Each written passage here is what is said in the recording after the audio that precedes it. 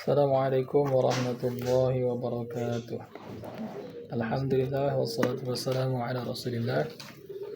Allahumma salli wa sallim wa barik ala sayyidina Muhammad wa alihi wa mawala la hawla wa la quwwata illa billah. Allahumma aftah lana wa lakum futuhal arifin bi rahmatika ya arhamar rahimin. Allahumma salli wa sallim wa barik ala sayyidina wa nabiyina Muhammadin sallallahu alaihi wasallam وآله وأصحابه وأزواجه وذريته وآل بيته رضي الله عنهم ولمشايخنا خصوصا المصنف المخلصين الشيخ إمام النووي وخصوصا شيخنا الشيخ نووي بالأمانة بندري وخصوصا شيخنا الشيخ محمد إبراهيم برهان من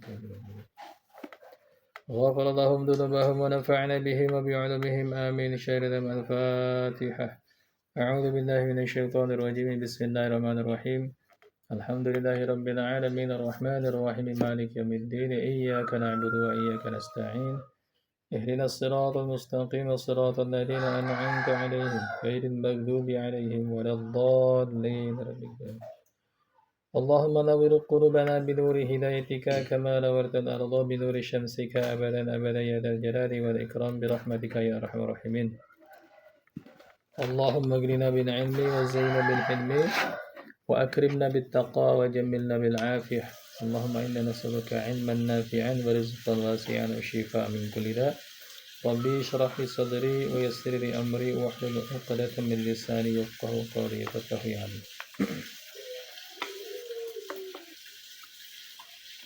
قال المصنف رحمه الله تعالى ونفعنا به وبعلومه إلى أن قال وعن الأغر ابن يسار المزني رضي الله عنه dari Al-Ghar bin Yasar Al-Muzanni radhiyallahu anhu. Qala berkata Al-Ghar, qala Rasulullah sallallahu alaihi wasallam, bersabda Rasulullah sallallahu alaihi wasallam, ya ayuhan nas wahai manusia, tubu ila Allah wastaghfiruhu, bertobatlah kepada Allah wastaghfiruhu dan mohonlah ampunan kepadanya. Fa inni atubu fil yaumi mi'ata marrah. Rawahu Muslim. Maka sesungguhnya aku bertobat kepada Allah fil yaumi dalam satu hari mi'ata marrah 100 kali.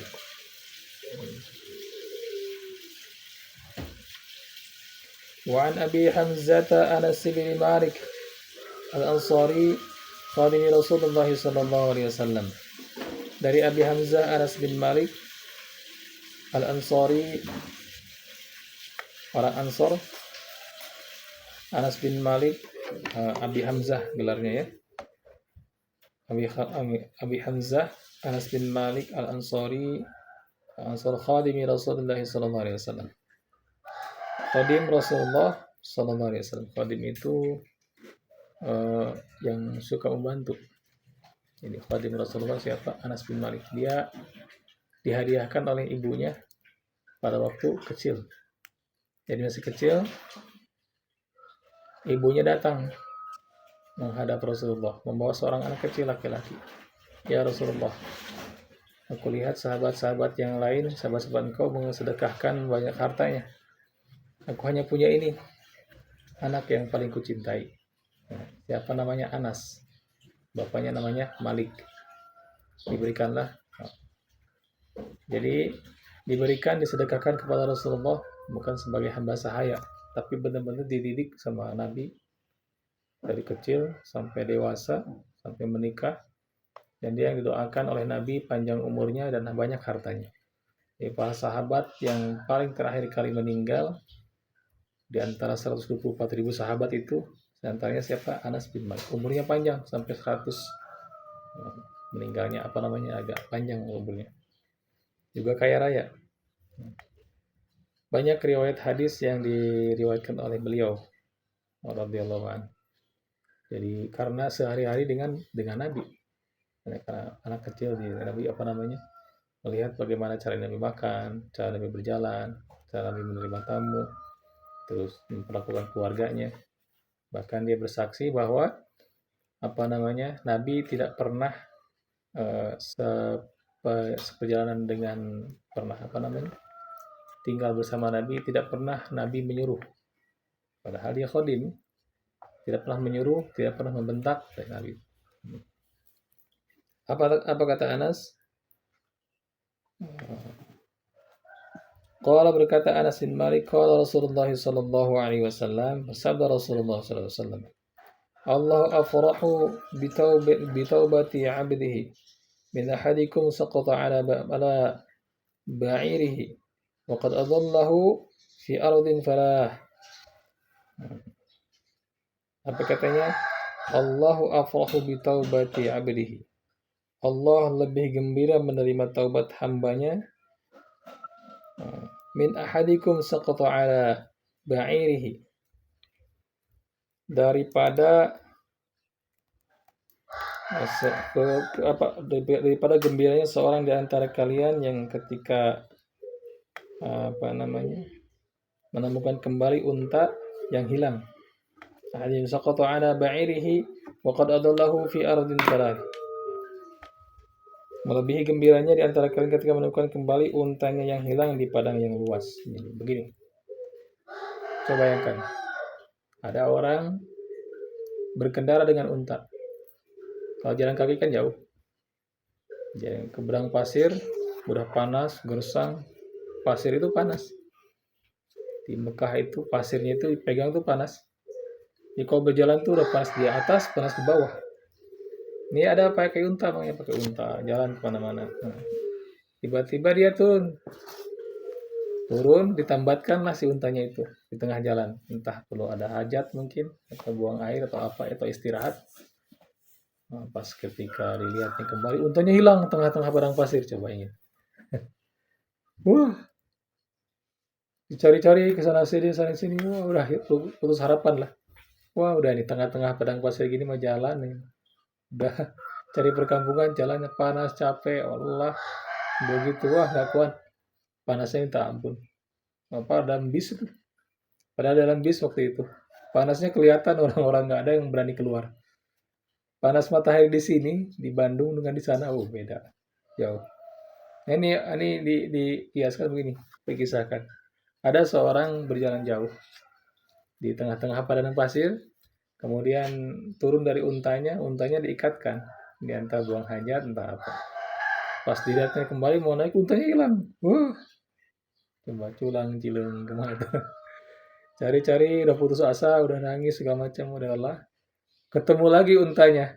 Wah, senangnya. Nah, indallah afrog. Allah itu lebih senang melihat hambanya bertaubat daripada melebihi orang yang kehilangan untanya tengah padang pasir dan menemukan kembali. Yang jaga. Jadi Allah lebih senang melihat hambanya bertobat melebihi orang yang kehilangan unta di tengah padang pasir dan kemudian ditemukan di tempat yang lain. Ini untaku nih, wah alhamdulillah. Nah seperti itu. Apa maksudnya ya? Muttafaqun alaih.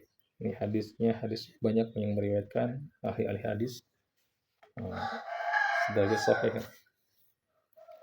Wa fi riwayatil Muslim, dan di riwayat Imam Muslim, Allahu asyaddu farahan bi taubati 'abdihi hina yutubu ilaihi min ahadikum kana 'ala rahilatihi bi ardin farah. Dalam riwayat Imam Muslim disebutkan Allahu asyaddu farahan. Allah sesungguhnya Allah sangat gembira. Asyaddu farahan. Bi taubati 'abdihi, menerima taubat hambanya ketika bertobat. Hina yatubu ilaihi, hina ketika yatubu ilaihi, bertobat kepadanya, min ahadikum, salah satu di antara kalian, kana ala rahilatihi bi ardin farahin, melebihi dari kegembiraan seorang yang berkendara di tengah padang pasir, namun hewan yang dikendarainya itu menghilang atau meninggalkannya. Padahal di atas hewan itu terdapat makanan dan minuman. Kemudian dia berteduh di bawah pohon. Falatat minhu 'alaiha ta'amuhu wa syarabuhu fa ayyisa minha. Fa ata syajaratan fattaja'a fi dhilliha wa qad ayyisa min rahilatihi fa bainama huwa kadzalika idh huwa biha qa'imatan indahu fa akhadha bi khitamiha thumma qala من أشدة الفرح اللهم أنت عبدي وأنا ربك أخطأ من شدة الفرح. Sesungguhnya Allah sangat gembira menerima taubat hambanya ketika bertobat kepadanya, melebihi dari kegembiraan seorang yang berkendara di tengah padang pasir, namun hewan yang dikendarai lalu meninggalkannya. Padahal di atas hewan itu terdapat makanan, minuman. Kemudian dia berteduh di bawah pohon dan membaringkan badannya, sedang ia benar-benar putus asa untuk menemukan kembali hewan yang dikendarainya. Pas ketika bangkit, tiba-tiba ia menemukan kembali hewan yang dikendarainya lengkap dengan bekal yang dibawanya. Ia pun segera memegang tali kekangnya dan berkata karena sangat gembira, "Ya Allah, Engkau adalah hambaku dan aku adalah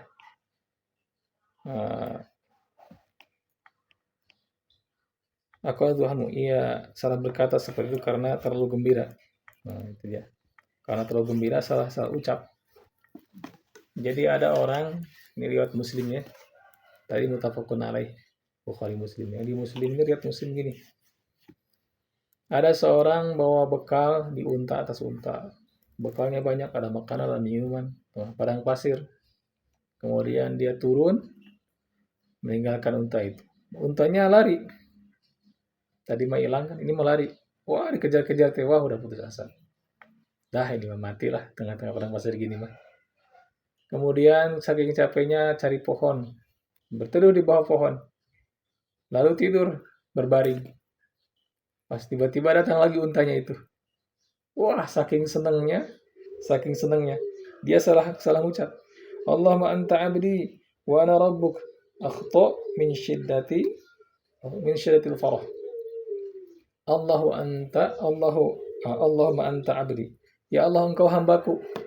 Wa ana rabbuk, dan aku Tuhanmu. Salah ngomong. Saking sangat senangnya. Ya Allah, anta abdi wa ana abduk wa ana rabbuk. Bahasanya begitu. Jadi saking sangat senangnya sampai salah mengucapkan ungkapan kegembiraan. Paham kira-kira maksudnya? Allahumma anta abdi wa ana rabbuk. Ya Allah, engkau hambaku dan aku Tuhanmu, katanya. Akhta'a min syiddatil farah. Dia salah ucap karena sangat senangnya, saking sangat senang. Wah, ya Allah, anta abdi wa ana rabbuk. Kebaliknya. Terusnya, ya Allahumma anta rabbi wa ana abduk. Kayak gitu kan. Allahumma anta rabbi, ya Allah, engkaulah Tuhanku, wa ana abduk, dan aku hambamu. Ini kebalik. Allahumma anta abdi wa ana rabbuk. Kebalik kayak gitu. Nah, seperti itu. Saking sangat gembiranya. Nah, Allah lebih gembira. Ini kalimat yang harus ditakwil lagi ya. Jadi Allah lebih gembira menerima taubat hambanya, melebihi gembiranya seorang menerima kembalinya untanya. Nah gitu kira-kira. Paham kira-kira maksudnya?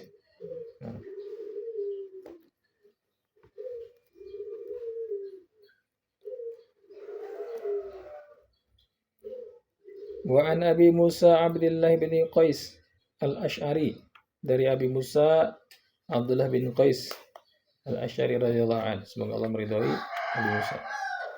Ani Nabi sallallahu alaihi wasallam qala, dari Nabi sallallahu alaihi wasallam bersabda Nabi, Inna Allah Ta'ala yabsutu yadahu bil-laili lituba musi'un nahar.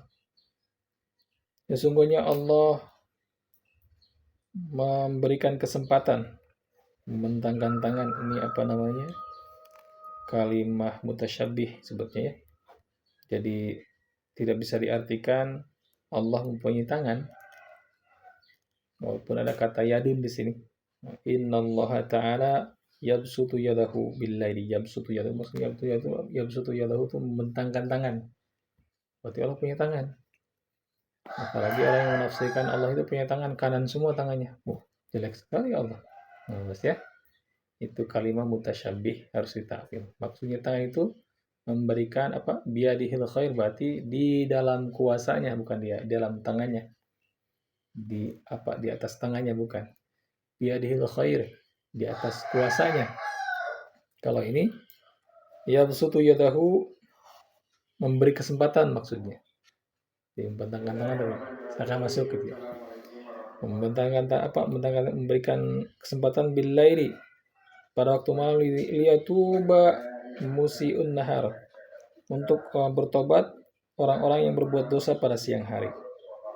Wa yabsutu yadahu bin nahar dan memberikan kesempatan bin nahar pada siang hari yatuba musi al-lail untuk bertobat orang-orang yang bermaksiat pada malam hari hatta tatlu asyamsu minal maghribiha Allah muslim sampai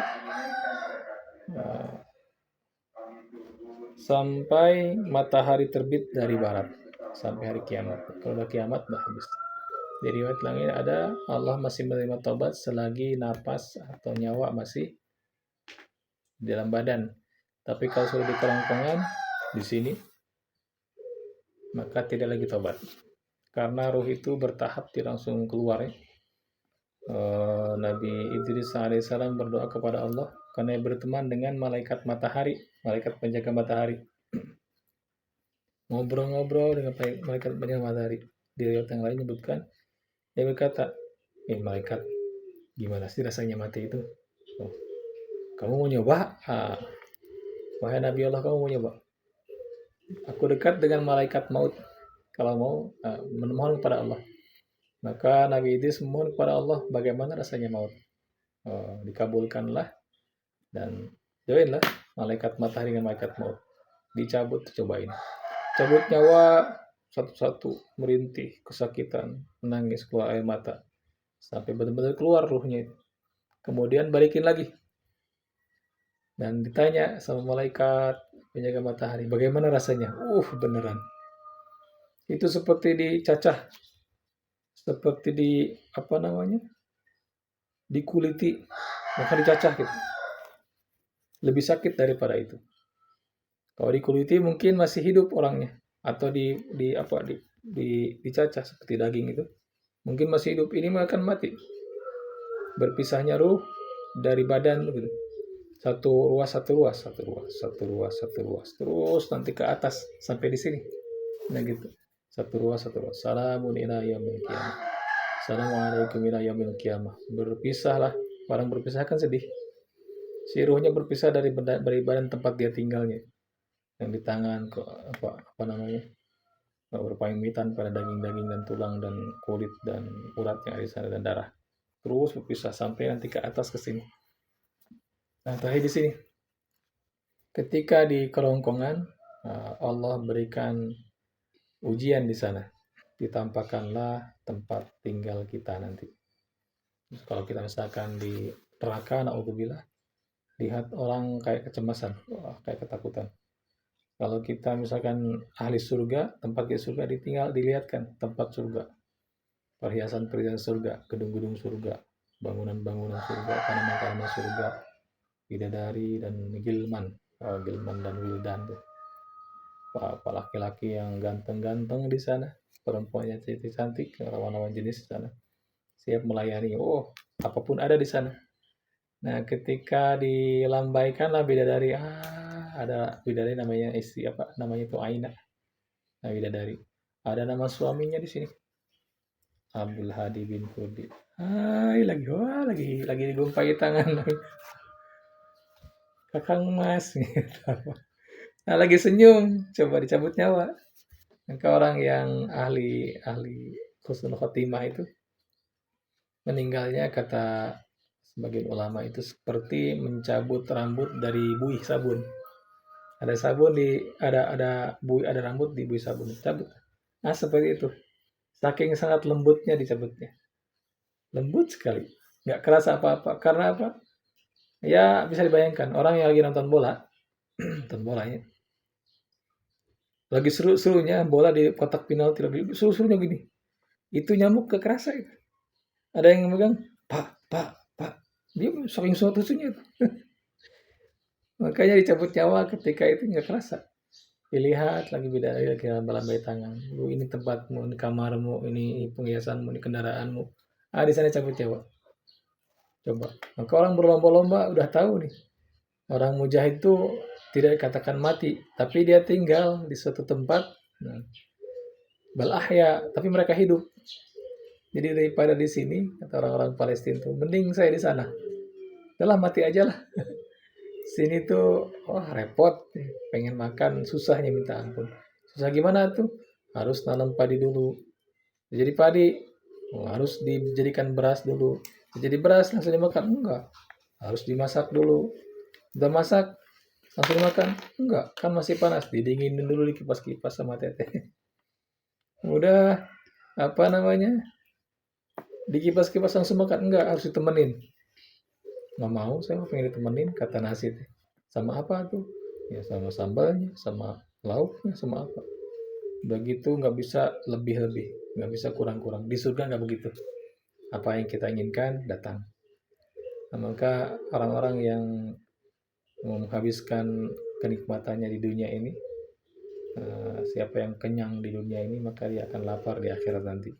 Siapa yang lapar-lapar karena Allah di dunia ini, dia akan kenyang di akhirat nanti. Siapa yang ingin berpakaian, berilah pakaian. Siapa yang ingin disedekahi, maka sedekahlah. Gitu. Ini di dunia nih. Ad-dunya majra'atul akhirah. Dunia itu tempat bertanam negeri akhirat. Ini kelihatan tuh orang-orang yang su'ul khotimah itu. Kebanyakan mereka yang senang sekali di dunia ini. Nah, ketika disuruh pulang, ayo saatnya pulang. Siapa ini? Dia mengelilingi kita nanti. Malaikat maut nih. Mau dari arah mana nih? Belakang, depan, bawah, atau di mana? Udah tahu dia. Orang yang akan mati itu udah tahu dia itu malaikat maut. Siapa lagi? Bukan hantu, bukan. Beda ini. Beda. Ada yang ngucapin salam dulu atau yang langsung legur. Nih saatnya pulang. Coba diitari. Ada yang mulai ngeliling. Yo. Cabutnya apa? Wan nazi'ati gharqa. Demi malaikat yang mencabut nyawa dengan sangat keras. Tahu duri? Pohon juruku. Juruku atau tujuh pahan apa tuh? Yang berduri-duri atau kawat jeruji berduri. Dimasukkan ke dalam perut, kemudian ditarik. Dan dia membawa daging-daging serta urat yang ada di dalam. Nah, seperti itu diketahui nyawa. Nabi Idris itu, sakitnya minta ampun. Melebihi sakit di iris-iris. Itulah mati. Seperti itulah mati. Masih sih nggak percaya. Udah, nanti ngalamin aja deh. Kalau misalkan sakit, bilangin ke apa. Sakit. Kok bilangin ke apa? Nggak apa-apa jadi hantu. Bilangin ke apa. Sakitnya minta ampun. Nanti kita itu yang paling pasti ya kita rasain ya. Lebih pasti daripada kita punya rumah, punya mobil, punya apapun. Lebih pasti itu. Kalau mau dipersiapkan, maka orang yang paling cerdas itu mempersiapkan hidup setelah mati. Paling cerdas. Dzikrul maut. Paling biasa itu yang ingat-ingat mati setiap kalau saya mati gimana. Allah kasih kesempatan buat kita berapa waktu lagi, entah ada 20 tahun lagi, 10 tahun lagi, 5 tahun lagi, mungkin 1 hari lagi besok. Apa yang kita lakukan? Yang cerdas itu persiapkan mati. Enggak persiapkan mati itu mandi, nyiapin kain kafan, banyakin dikit, bukan begitu. Buat karya yang nanti, buat jariah nanti ketika kita mati. Tulis buku, ajarin Quran, atau bikin cari uang yang banyak, bikin masjid jariah. Ada 3 yang tidak akan terputus. Idza mata banu Adam inqata 'amaluh. Ketika mati manusia maka putus semua amalnya illa min thalathin, kecuali 3. 1 shadaqatin jariyatin, sedekah jariah. Bangun masjid, bangun pesantren sebelum mati itu. Karena nanti dia yang akan jadi modal kita, terus dikirim pahalanya. Kitanya udah mati. Maka tidak akan terputus illa min thalathin. Yang 1 sedekah jariah, yang kedua au ilmu yuntafa'u bih. Ngaji ilmu sejauh mungkin, cari kiai yang benar-benar makrifat pada Allah, yang hafal hadis, hafal Quran, ilmunya tinggi, pelajari dari dia, kemudian sebarkan, ajarkan ke yang lain. Gak usah pakai biaya, gak usah pakai iuran atau apa. Ikhlas ini buat jariah kita. Kalau saya nggak bisa, saya mau nyari harta aja, cari harta yang banyak, sedekahkan, bikin masjid bisa bangun. Saya emang nggak bisa nyari harta, saya nggak bisa ngaji, ya udah menikah, banyakin anaknya. Didik mereka mengajarkan agama, ilmu agama, bagaimana saya membaca Quran segala macam. Kemudian ya jadi bagian daripada yang 3 ini yang tidak akan terputus. Apa yang terakhir? Wawaladin sholihin yad'u, udah dan anak yang soleh yang mendoakan kepada orang tuanya. Tiap ngaji kebagian orang tuanya. Ngajarin kebaikan, jadi ustaz apa namanya? Ngajarin apa? Eh, ngajarin kebaikan kepada orang, kebagian orang tuanya. Terus bahkan orang yang hafal Quran itu bapaknya, neneknya udah jadi ahli surga, nenek kakeknya. Ibunya sama bapaknya dimahkotai mahkota cahaya itu. Gitu kan. Nah, caranya tiga, mau sedekah jariah boleh, cari harta. Cari ilmu, nanti sebarkan, bisa juga, jariah juga. Atau menikahlah, banyakin anak, itu paling mudah mungkin. Nah, seperti itu ya, semuanya ada ilmunya. Begitu ya.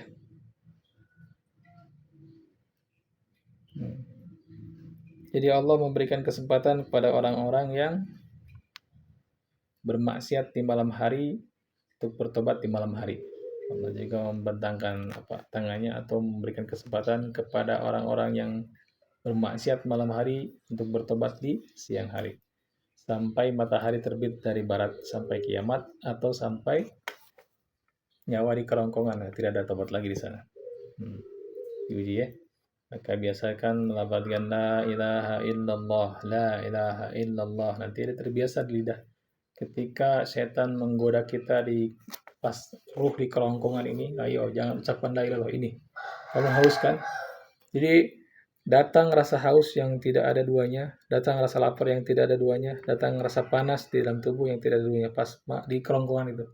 Bawanya haus, nah datanglah setan bawa satu mangkok cairan kental yang sangat menyegarkan. Ayo kalau mau ini jangan ucapkan la ilaha illallah. Nanti aku kasih.